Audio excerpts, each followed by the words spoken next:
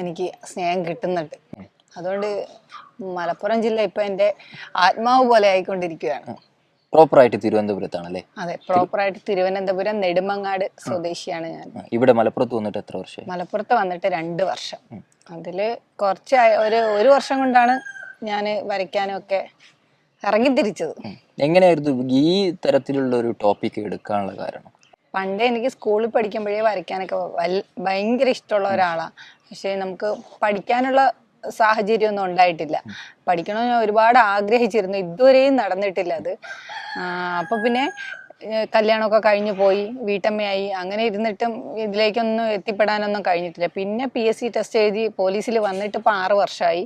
അപ്പം വന്നതിന് ശേഷം എനിക്ക് വീണ്ടും മനസ്സിൽ ആ പഴയ ആഗ്രഹങ്ങളെല്ലാം പൊടി തട്ടി തുടങ്ങി. കാരണം നമ്മൾ ഇന്ന് ഡ്യൂട്ടിക്ക് പോകുമ്പം സാധാരണ ഓഫീസിൽ അല്ലെ സാധാ ഗവൺമെൻറ് ജോലിക്കാർ നമുക്ക് പുറത്തല്ലേ മിക്കവാറും.